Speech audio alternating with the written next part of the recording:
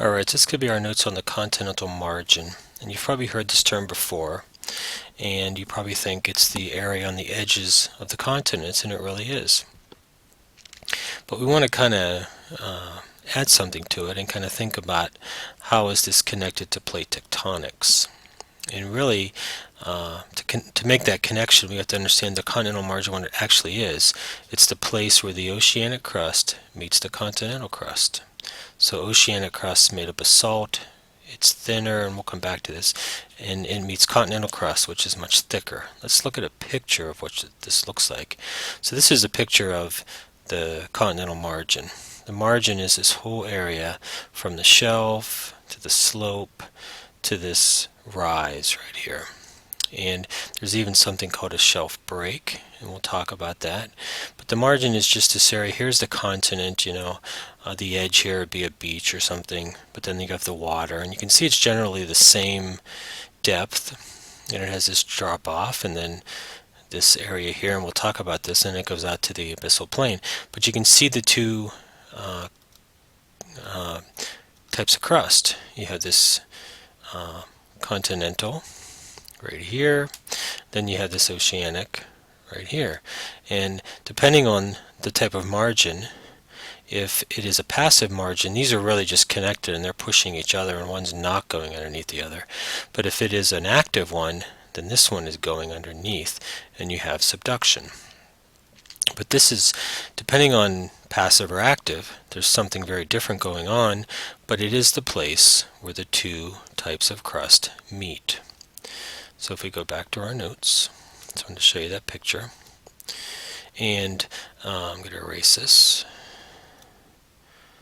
Okay, so the oceanic crust meets continental crust, and we've kind of talked about this idea about the different types of crust. So this oceanic crust, it is thinner, it's more dense, and it's made of basalt. Let's put that right there. And depending on how it was formed and so on, that determines whether you have oceanic crust or continental crust. Continental crust is made up of something a little thicker, and we're going to put that in. So continental crust is made up of granite. It's thicker, it's less dense, and as you see there, it's made of granite. And let's go back to this, and we'll move this up. I'm going to probably erase this. You might want to make sure that you get this in there, because that's good. I'm going to have to move it here in a minute. But so oceanic crust thinner, more dense, and then continental's thicker, less dense. Because oceanic crust is more dense, it tends to sit lower in the on the asthenosphere. So when these meet, this thicker, less dense continental crust causes the oceanic crust to subduct beneath it because it's thinner and it's more dense. So that's kind of explains why oceanic crust is the one that subducts or goes underneath the other. But these continental margins are where these two things take place. So I'm going to move this one over here. Okay, so as I said before, they can be passive or active. Passive, a place you'd find a passive continental margin is the Atlantic Ocean region. And really, if we think about a continental margin that's passive, it's actually the middle of the plate. And this active is actually one that's on the edge of the plate. And I'll kind of try to explain this here in a minute. And usually these passive margins are the largest of the most area. And then the active tend to be much narrower, not as much area. They all have these three same parts, if we look at them here. And I'm going to do that here. So if we look at them, these are going to stay. I'm going to get rid of these. Just give me a minute here. Hopefully you got those. So they have a continental shelf, continental slope, and continental rise. And I've talked about that already, kind of showed that to you, the three parts.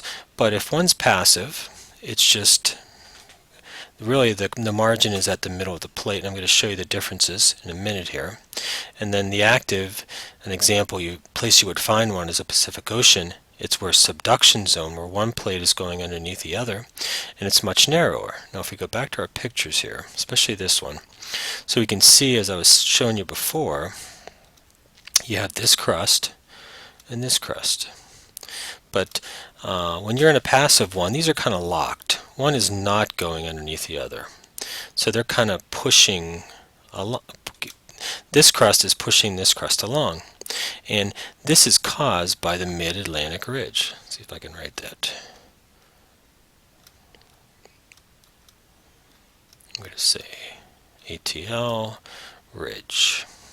And if you remember seafloor spreading, kind of explains this. You have one plate, I'm just going to draw it up here,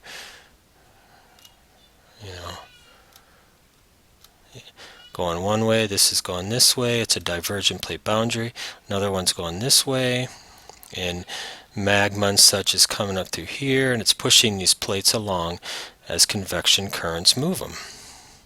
Well, we'd see this plate right here, if I put a little line on it, that would just be this part over here.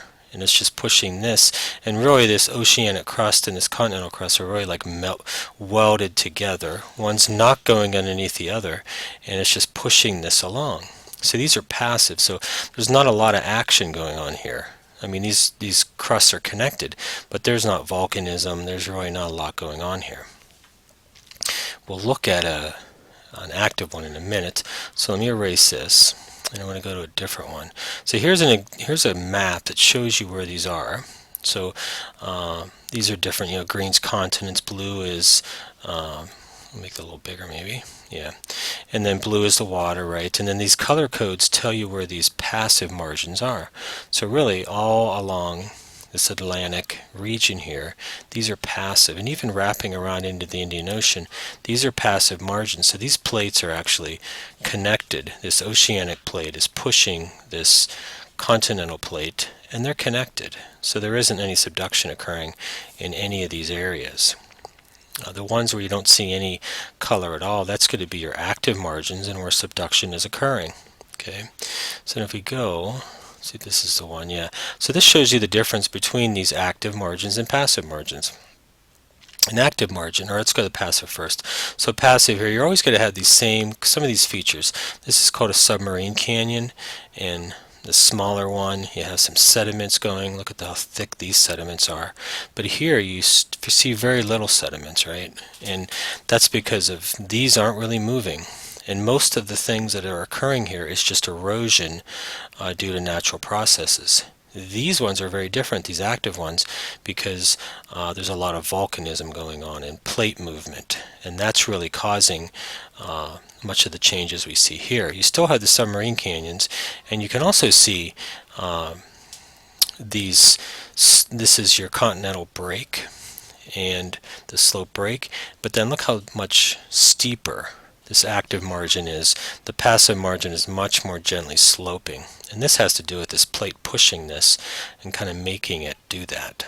Okay, so that's kind of the differences between them. So let's go back to our notes. And okay, so we've got Pacific Ocean, and you saw you had the Indian Ocean, and there really wasn't a map for this one, but you could see in Atlantic Ocean, Indian Ocean, even the Antarctica had some examples of these kind of this passive continental margin. And if we were going to list some of the characteristics, I'm just going to type these in actually, and you make sure you write them in. And so we have less slope, much more sediment, and just natural erosion is really the main driving force that changes these. Okay, and you still have some similarities, like you're going to have these submarine canyons, and we'll talk about that in a minute. But if we were going to define these active ones, again, you have subduction zones, right? They're much narrower. Okay, Pacific Ocean, so you have a steep slope. You have less sedimentation. They have something called an accretion wedge. We're not going to worry about that. And just a lot more tectonic activity. And really, if we were looking at these, let me see if I can fix this. If you were going to really make a big comparison, the Atlantic, the thing to remember is this margin is really just the middle of the plate in all actuality, because the crust, the oceanic crust and the continental crust are like welded together. But here you have, they're not welded together, and one is going underneath the other, and they're very separate. Okay, both of these processes, so it's kind of interesting, are driven by seafloor spreading, where new oceanic crust is being formed and pushing plates along, but one causes this passive margin and the other one causes the active margin. And really it depends on, is one plate subducting or not. And if it is, it's going to be an active margin and cause different things to occur, and if it's not, it's going to be a passive margin and it's going to be very different. Okay, so wait, fix that. So that's kind of that. I'm going to get rid of this stuff. Hopefully you got it. You can always pause it and go back. Okay, so we kind of went over these, and so if we go to the next thing here, I'm going to get back to this. Okay, so if we keep going, the three parts. So the three parts of the continental margin: the continental shelf, continental slope, and then the continental rise. We'll pull that up so you can see the rest of that. Okay, so the continental slope is really gently, or I'm sorry, the continental shelf is gently sloping. Okay, and it has very similar features to the land they border. So if we were going to go back to this picture here, let's go back to this one. Okay, so you see here is, let me kind of draw on here too, put some blue. Okay, so here is the shore, right here, and then you have this continental shelf, and you can see the elevation is not very different. And there's a lot of reasons for this. A really big one is that sea level changes. So this is really showing us where one time that maybe the sea level was here, and this people could live all the way out to this region. Okay, so since the water has come in, it's worn away some of these features that are still on the land, but really some of these features from the land should still be here on this shelf. So they should be very similar. There's not going to be trees and everything, but it's going to be very similar. If you've ever been to a place like Oregon where they have those sea stacks and such, and if you look in shore from them, they're very much the same kind of rock. So this is the continental shelf, and then you have this area where it suddenly drops off, and that area is called the shelf break. And then you have this very steep area called the continental slope and the continental rise, and we'll come back to these.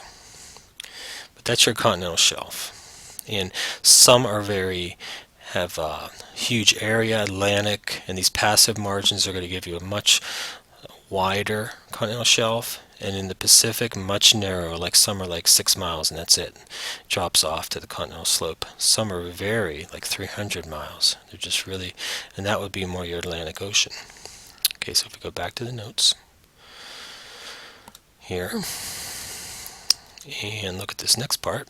So continental slope is a steep drop, and in these you see something called a submarine canyon, and these submarine canyons are really formed by old rivers or possibly faults. Okay, and this is really a transition zone. So if we go back to this map, check it out, and let's see. So here's your continental slope, and we go back to it, the pen. Okay, so you got this steep drop off, and I don't see a submarine canyon. I think I got one here. Let me see. Nope. Okay, so we'll go here. This is really a submarine canyon. So this color is showing you that it's deeper. Okay, and these are really probably formed two ways.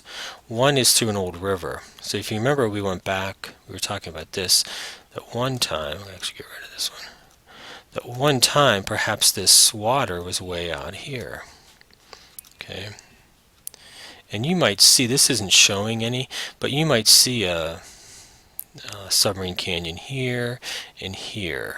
Okay, and at one time rivers, if you've ever flown in Alaska, you see all these rivers that flow in here, and they wear away the land, the same everywhere. So if this was once exposed and the river was actually flowing here and wearing this away, then that's what forms that canyon. And then also, once they get covered up, you still have rivers emptying into here, and they still continue to wear it away. They still continue to bring sediments along here, and it continues to form this submarine canyon. Okay, and then also you can have faults where there's breaks in the crust, and these often are along these really deep submarine canyons, or along these active ones where there's subduction occurring.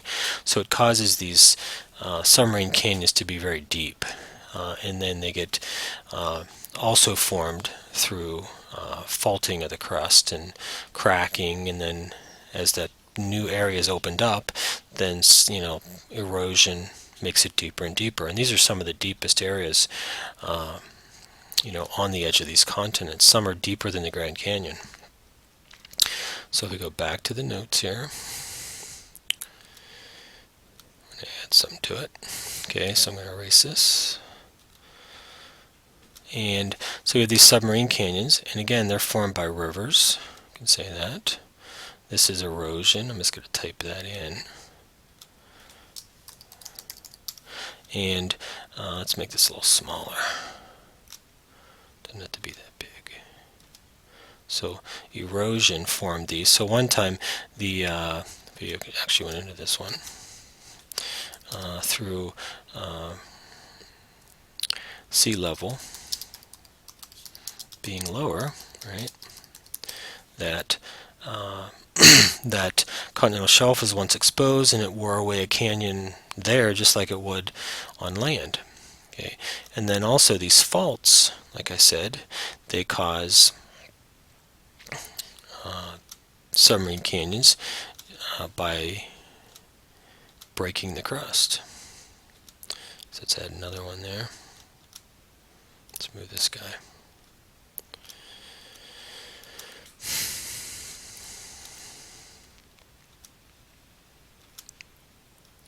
Okay, so I'll break in the crust, and then erosion. And like I said, some are deeper than the Grand Canyon. Okay, the important part to remember about continental slope, it is like the transition zone. So it's the area to where the continental actually meets the oceanic crust, and we'll look at it in just a minute, a picture of it. So make sure you're adding these notes though as we go along. Okay, and so if we look at this continental rise, and then we'll talk about it a little bit, and then we'll go look at the picture. But continental rise is a deposition zone. And there's a lot of terrestrial sediments there, and you could say almost 50% of all terrestrial sediments are found there. So all 50% of every sediment that forms on the crust ends up here. Okay, because rivers and streams, they all end up in the ocean, right? So all the erosion and weathering that they carry, they end up here at this continental rise. And this takes some time. So you have sedimentation. See if I can. So the sediment thing. So you have sedimentation. I'm just going to call it sed. So I can't draw. I'm at home. So, and then that gets emptied into the shore. And then wave action, right, takes it out to the slope, and then gravity pulls it down the slope, because those are really steep, and that's, some of these are exaggerated you're looking at, but then the slope, gravity, we'll just call it G, and then this is waves, and then the slope carries it down to the rise. And really the rise is just sediments, and we'll look at it in just a minute. And this is really covering oceanic crust. So let's take a last look at this picture, and we'll be done with the notes. So if I get out of this, go back to this. Yeah. So here you see this this rise, And underneath it is really just, here's this rise, and right underneath it is oceanic crust. And these are just sediments. They get dumped by the river into here, and then wave action slowly takes them out to shore. And then sometimes they'll get on the continental slope, and then as they're carried there, maybe an earthquake happens, and then they get carried down through something called turbidity currents, and we'll talk about that when we go into sediments. Sometimes just gravity, they get accumulated here at the edge, and gravity slowly pulls them down, and then they get deposited here on the continental rise. So you see a lot of sediments right here. Okay, and these are the three parts. I just want to review these and we'll be done. So we have the continental margin is everything. This whole thing. It includes the shelf break, the continental slope, and the continental rise. And continental margin is just the place where the oceanic crust meets the continental crust. And those are the three parts. I hope this made sense to you. These are a little bit longer. Make sure you annotate your notes, and I'll see you in class.